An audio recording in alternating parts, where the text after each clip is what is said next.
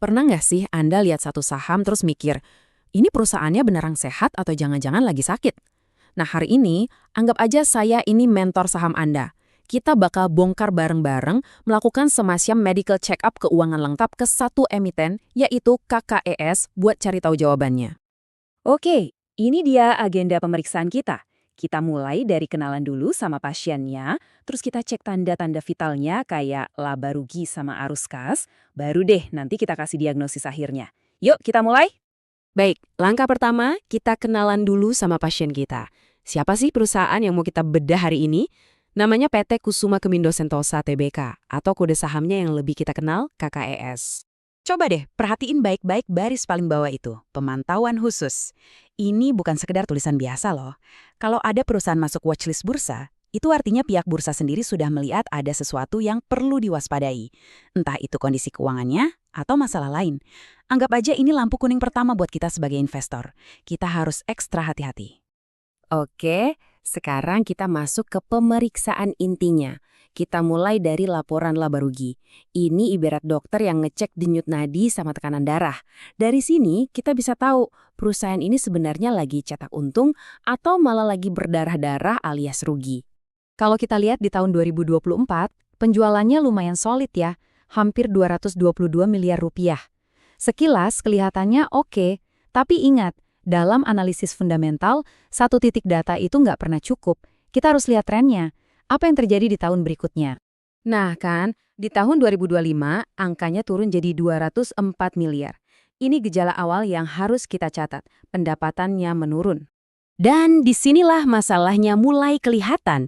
Walaupun penjualannya kelihatan besar di 2024, ternyata perusahaannya sudah rugi 1,17 miliar rupiah. Artinya, pengeluarannya lebih besar dari pemasukan.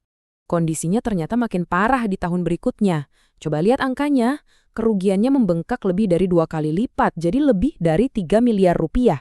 Wah, ini trennya jelas banget ya, dan bukan ke arah yang kita harapkan. Jadi, kalau kita rangkum semua di sini, gambaran besarnya jadi jelas banget. Penjualan turun, laba kotornya juga turun. Dan yang paling parah, ruginya makin dalam. Semua tanda-tanda vitalnya menunjukkan kesehatan perusahaan ini lagi menurun. Oke, denyut nadi sudah kita cek. Sekarang waktunya buat full body scan, yaitu kita lihat neraca keuangannya. Dari sini kita bisa tahu seberapa kokoh sih tulang atau fondasi perusahaan ini. Kita bandingin apa yang dia punya dengan apa yang jadi utangnya. Nah, di 2025 coba lihat.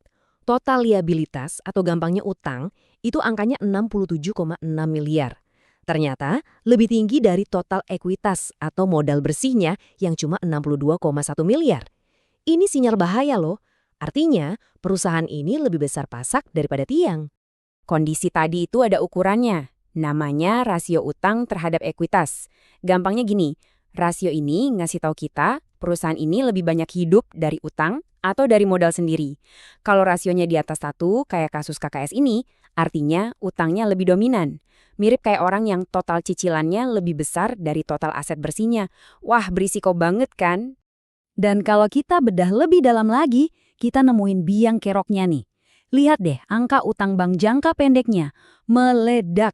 Dari yang cuma 5,6 miliar di tahun 2024, tiba-tiba jadi 26,4 miliar di tahun 2025.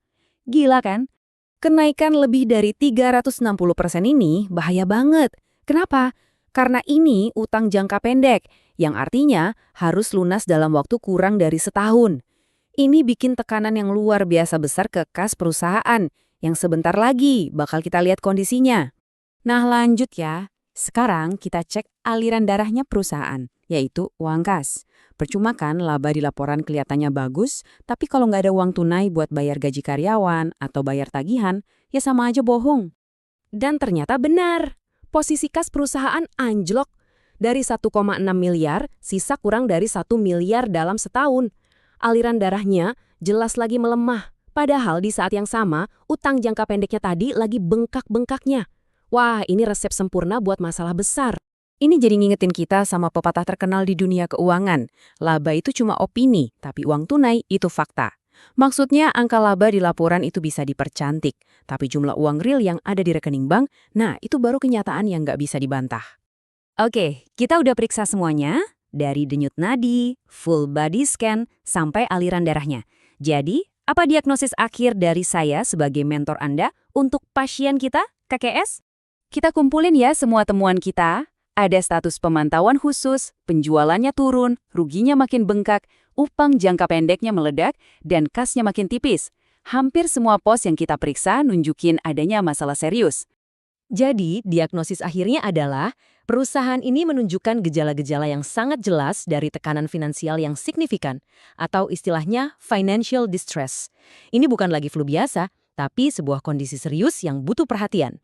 Sebagai mentor Anda, tugas saya adalah menunjukkan data dan hasil pemeriksaannya apa adanya.